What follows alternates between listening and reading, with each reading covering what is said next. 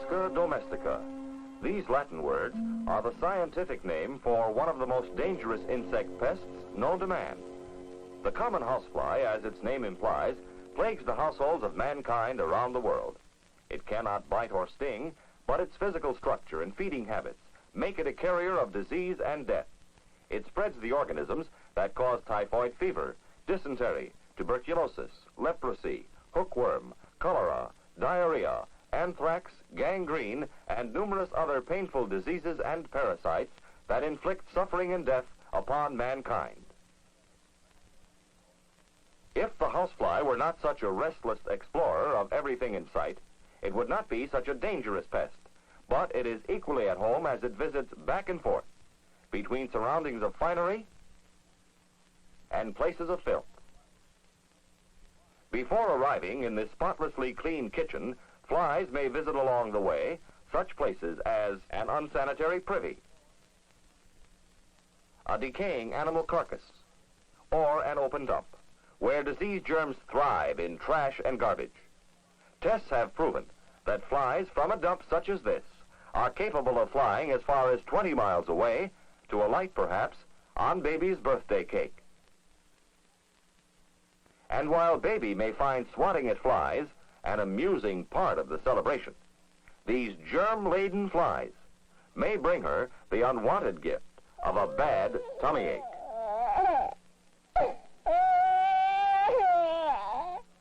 The two main factors which make the housefly such a menace to human health are its structural characteristics and its rapid rate of reproduction.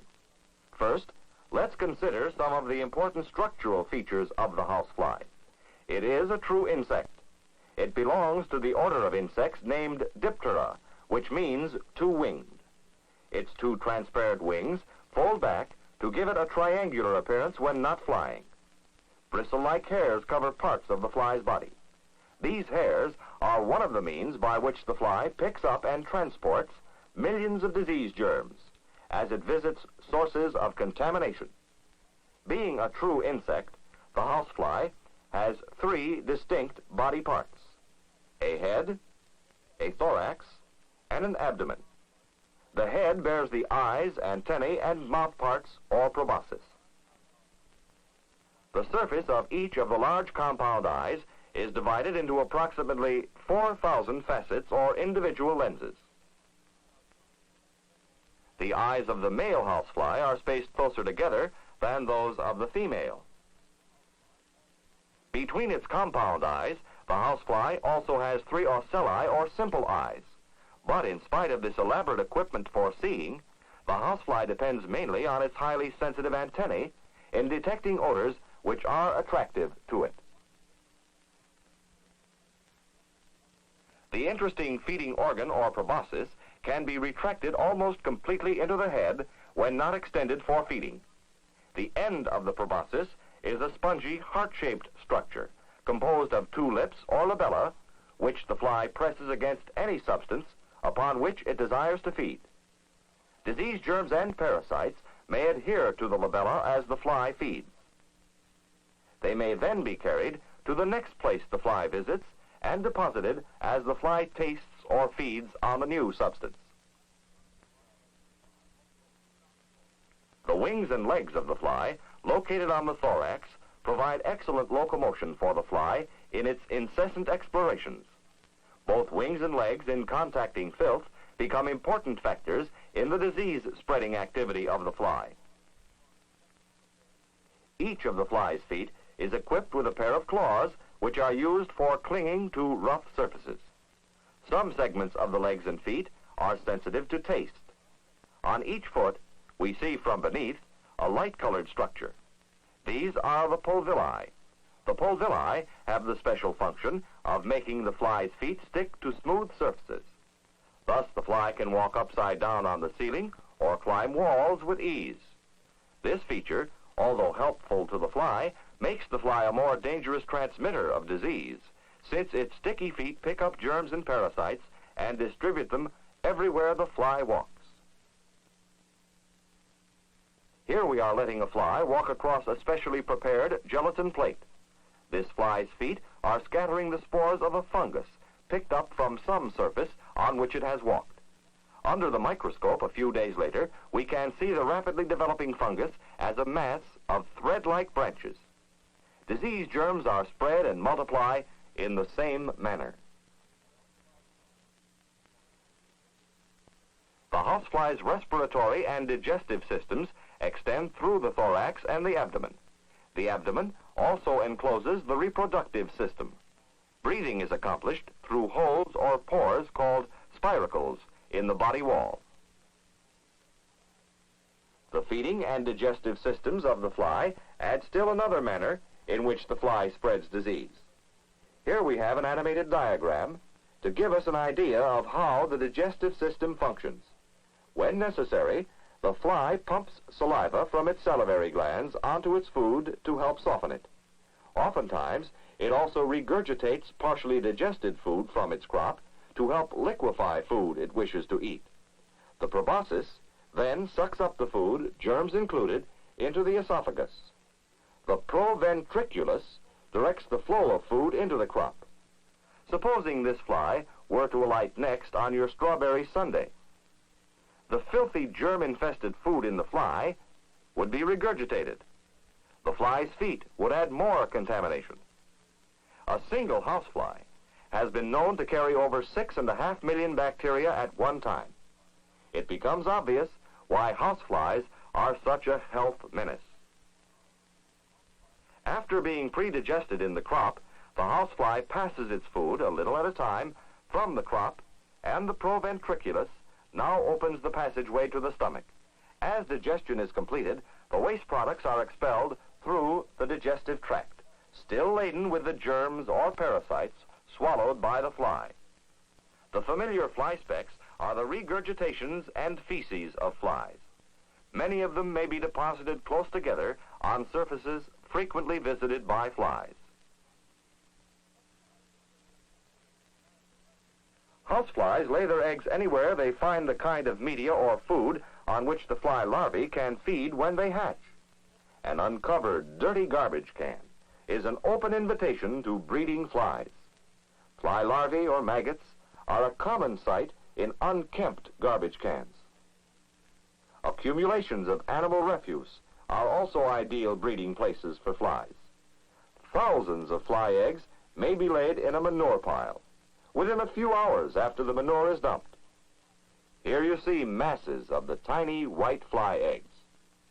The heat given off by the decaying refuse helps to incubate the eggs. The female fly has a long tube or ovipositor through which the eggs are laid.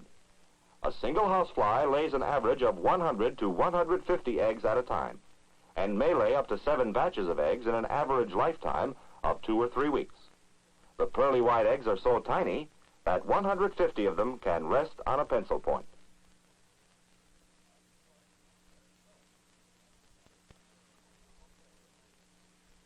In warm weather, the eggs usually hatch within 8 to 24 hours. A slit appears in one end of the egg, and a tiny white, legless larva or maggot wriggles out of the egg case. The maggots immediately commence feeding on the decaying food matter in which they find themselves. Within an average of 5 to 14 days in temperate zones, they will be full-grown larvae. While they are growing, they go through 3 distinct larval stages called instars. At the end of each of the first 2 stages, or instars, the maggot molts its skin. When ready to molt, the old skin breaks open at the head or pointed end and slips off as the maggot crawls away. The maggot has hook-shaped mouth parts for feeding and to help it crawl. We have placed the maggot on this stick to see the crawling action more clearly. And now let's watch this action in slow motion. The maggot extends its body forward, anchors its hook-shaped mouth parts, and by muscular contraction pulls its body forward. Maggots have no antennae or eyes, but they are sensitive to light rays, and they immediately seek to find cover when exposed to light. The black dots on the tail end are spiracles through which the maggots breathe. When fully grown, the maggots reach a length of 1/3 to 1/2 an inch. Soon thereafter, they move to a nearby drier area to pupate.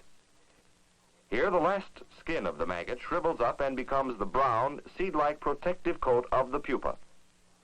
We will now see, by time-lapse photography, how the color of the pupa changes. In summer temperatures, the pupal stage lasts an average of 5 days.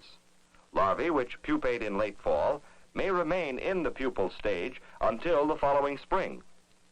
When the transformation from larva to fly has been completed, the fly pushes off the end of the pupal case. Here we see flies breaking out of their pupal cases, aided by their expanders. The expander is a sac located on the head of the fly. When it is time for the fly to emerge, body juices inflate this sac, causing the pupal case to split open. When the fly's head is free, it struggles out of its pupal case. Sometimes the emerging flies find it necessary to work their way up through debris, such as leaves, manure, or sand that has covered them during the pupation period. The fly's expander sac then comes in very handy. By alternate expansion and contraction of the sac, the fly is able to open a passageway ahead of itself, and with the aid of its legs, it can escape to the surface.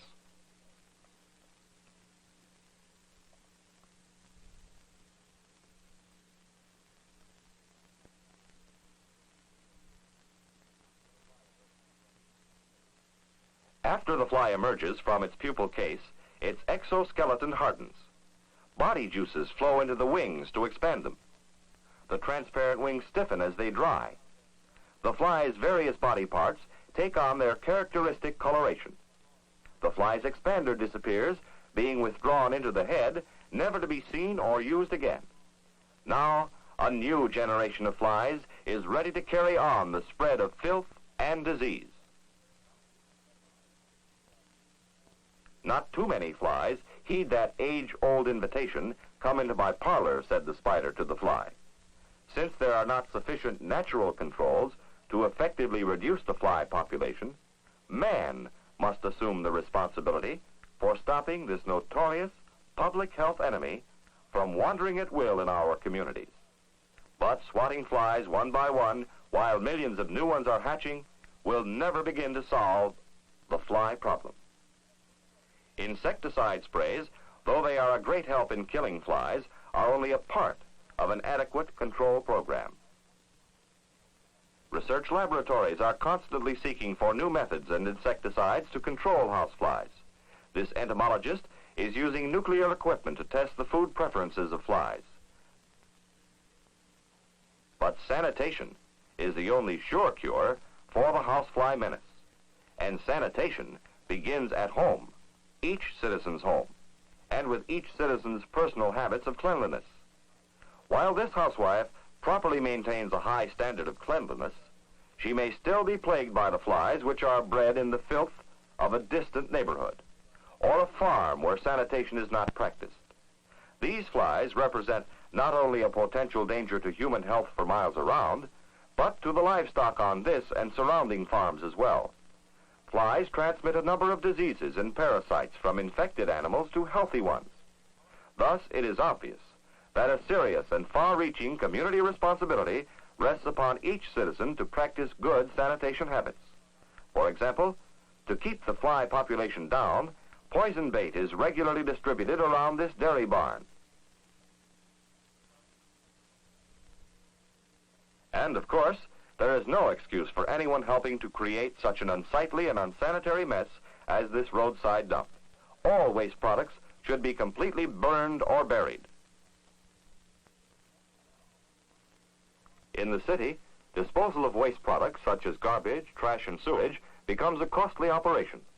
Most cities and towns have sanitation departments and modern facilities for proper waste disposal. After being collected in sanitary trucks, trash and garbage is transported to municipal dumps. In some cases, it is used as fill for low or swampy land areas. By being buried, it is not only out of the reach of flies, but it sometimes helps to reduce the cost of garbage collection through the increased value of the filled land.